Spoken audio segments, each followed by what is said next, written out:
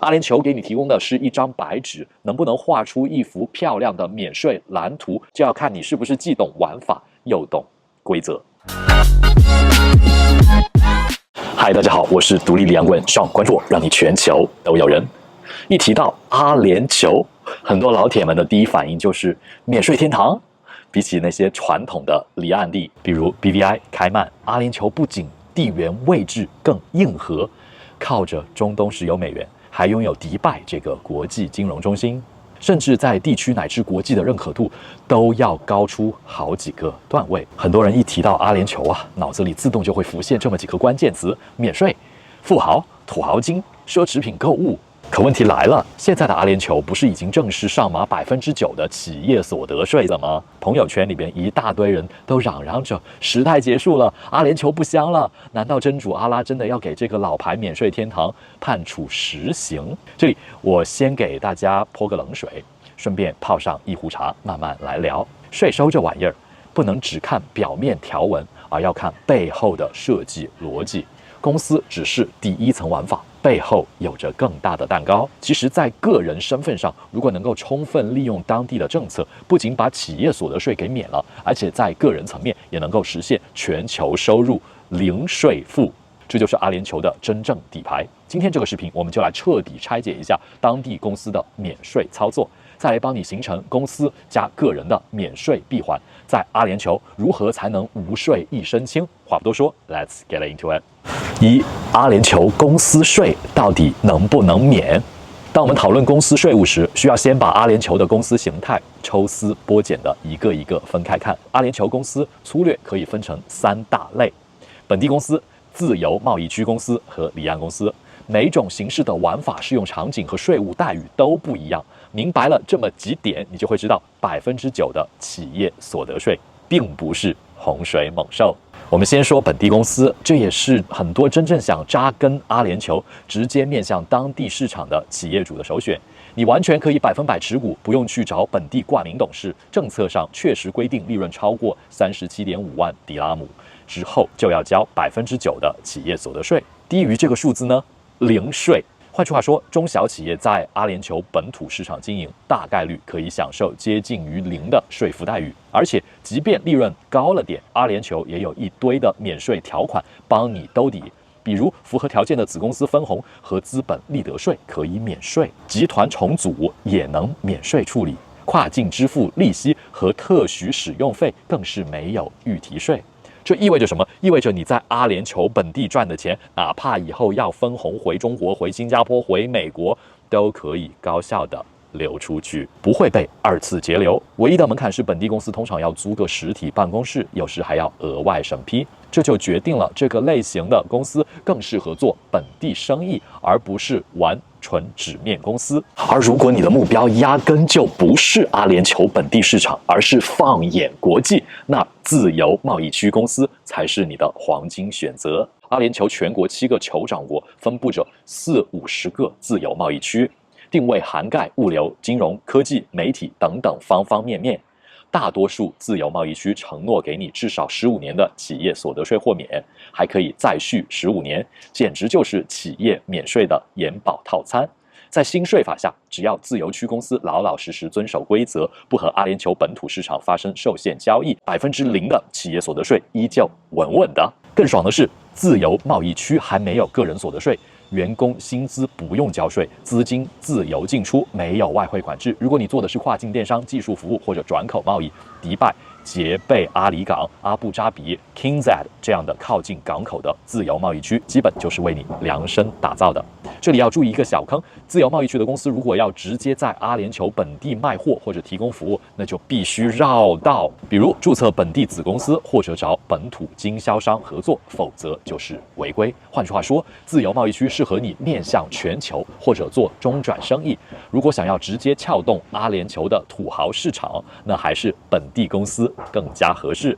最后是离岸公司，说白了，它是阿联酋旗下的国际商业公司，但不允许在本地运营，也不给你发居留签证。听起来是不是有点名存实亡？其实它的价值在于资产持有和贸易结构优化。比如拿它来持有海外房产，做国际贸易单据，或者当做一个干净的法律主体来承接资金。它不需要纳税，也不需要实体办公室，监管宽松，隐私性也很强。但因为不能在阿联酋招人开店落地，它的作用更偏向于工具性。如果你只想挂一个阿联酋法律实体，增加国际认可度和金融通道，离岸公司是个备选。如果你想落地阿联酋，享受居留签证和市场红利，那还是得考虑本地或者自由区公司。看到这里，大家大概就明白了，9%的企业所得税确实来了，但阿联酋公司体系的灵活性也在那儿。你要是做中东生意，对接土豪市场，还是要做跨境电商，全球接单，亦或是做资产持有或者架构优化，每一种玩法都能够找到合适的公司类型。税收政策并不是一道生死题，而更像是一道选择题，选对了赛道，照样免税。二，阿联酋公司税到底怎么免？既然搞清楚了阿联酋公司这么3大类型的税务状况，那么接下来更现实的问题就来了。知道阿联酋还是能免税，那么对我们这些国际企业家来说，到底哪种玩法最适合，能做出什么样的业务？别急，这里就要结合具体的场景来给大家来个拆解了。如果你做的是跨境电商或者技术服务，自由区的公司几乎是最佳解法。原因很简单，你的客户不在阿联酋本地，业务也不用深度落地，那么完全就可以用自由贸易区公司作为收款主体，把全球收入源源不断的打进阿联酋账户。比如不少亚马逊卖家就会直接在迪拜自贸区设立公司，货物还是从中国货仓发到世界各地，收款主体换成阿联酋公司后，这部分收入就被认定为境外来源。满足条件的自由贸易区公司依旧是0企业所得税，利润汇出来。没有限制股东分红，阿联酋不征税。如果你个人已经不是中国税务居民，那么这笔钱到你口袋真的是企业和个人双重免税，一条龙全部打通，是不是听起来就很香？而且如果你想把生意做向中东，那么自贸区的玩法就更妙了。以 Shein 为例，它现在就在迪拜的 DMCC 自贸区设立公司和仓库，把阿联酋作为区域分销中心，辐射沙特、阿曼，配送时效从原来的1周以上缩短到了48小时以内。货先大批量的进到迪拜自贸区，进口不用交5%的统一关税，再出口到周边国家，有些还有双边免税或者优惠关税协定。这么一进一出，税负就被直接给抹平了，效率却得到大大的提高。你会发现，阿联酋自贸区不仅是个免税地，更是个物流枢纽。玩得转的话，运营成本和资金效率都能够拉满。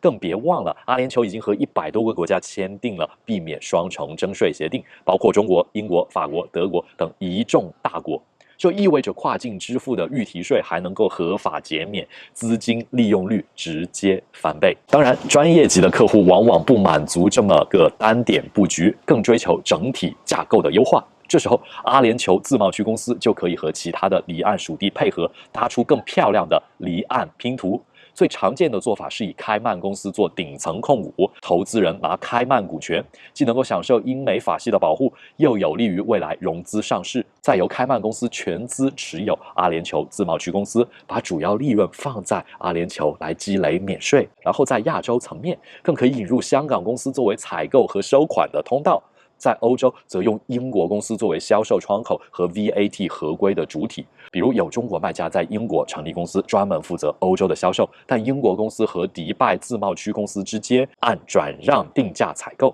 把大部分的利润合法的留在免税的阿联酋公司，英国那边只留少量的利润缴税。这样多层嵌套虽然复杂，但是只要运用得当，就能够把各地的优势给发挥到极致。开曼的融资便利，阿联酋的免税池子，香港的金融通路，英国的市场声誉。唯一要提醒大家的是，别以为这样就可以随意纸上谈兵。现在各地都在强调经济实质，阿联酋和 BVI 都对公司的实质经营有要求了。如果你搭架构只顾着玩花样，不落地、不合规，被查出来可能会吃大亏的。所以这一架构的玩法，还是一定要找专业的顾问来指导，把每一层都做得合法、合规、合理。到这里，大家应该能看到，阿联酋自贸区公司不论是作为跨境电商、技术服务的收款主体，还是作为离岸架构的核心节点，公司免税能搞定，全球资金通道能打通，都有着相当大的应用价值。3、公司税能降，个人税怎么办？既然公司层面的税务已经讲透了，那大家肯定会问，那我个人呢？是不是还能像朋友圈里面说的那样，在阿联酋实现工资分红、投资收益全免税？答案是，只要你成为阿联酋税务居民，就可以在个人这个维度上把免税的闭环真正补齐。政府官方网站写得很明白，阿联酋没有个人所得税，没有净财富税，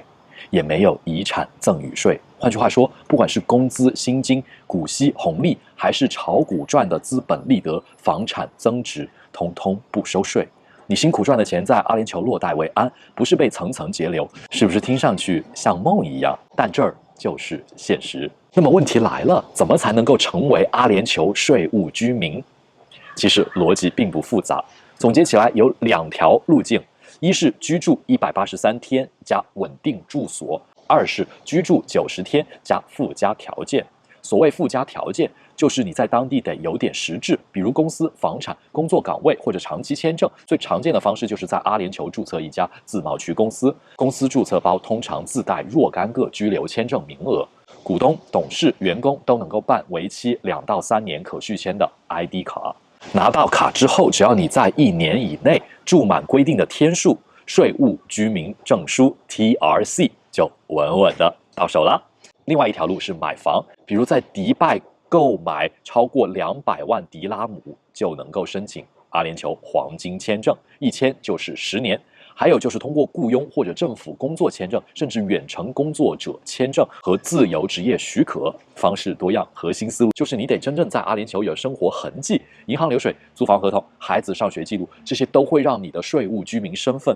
更加的稳固。很多朋友听到这里可能会担心，那我是不是要搬去一个黄沙漫天、烈日炎炎的地方过苦日子？事实恰好相反，阿联酋，尤其是迪拜和阿布扎比，是全世界最安全、最国际化的城市之2。根据《经济学人》智库的全球安全城市指数，阿布扎比常年排在世界前列，犯罪率极低。基础设施方面，这里有全世界最顶级的机场、港口和高速网络，生活品质一点不输欧美1线城市。90%的居民都是外籍人士，英语是这里的通用语言。国际学校、顶尖医疗、各国美食餐厅应有尽有。华人社区更是发展成熟，迪拜龙城规模庞大，中餐馆、中文学校全覆盖，各国美食餐厅应有尽有。至于娱乐，迪拜有全世界最大的购物中心、室内滑雪场、海滩度假村，每年还有电影节、艺术展、F1大赛。说它是沙漠里的国际都市绿洲，一点都不夸张。大家唯一要习惯的就是那儿的天气，夏天动辄40多度的高温。不过当地的空调和冷链系统发达，你几乎可以在空调隧道里完成日常生活的方方面面。不过这里要提醒屏幕前的各位中国籍企业家，光在阿联酋拿到居留 ID 还不够，还得在税务上和中国脱钩。按照中国的个人所得税法，只要在中国有住所或者1年住满183天，都会被认定为中国税务居民，需要对全球所得纳税。换句话说，你想要彻底享受阿联酋的零税政策，最理想的状态是要把主要的生活业务转移到阿联酋，减少在中国的停留和经济联系，否则中国税务局依旧有可能会盯上你的海外收入，甚至通过受控外国公司 CFC 的规则，把你在阿联酋积累的利润强行并入中国应税所得。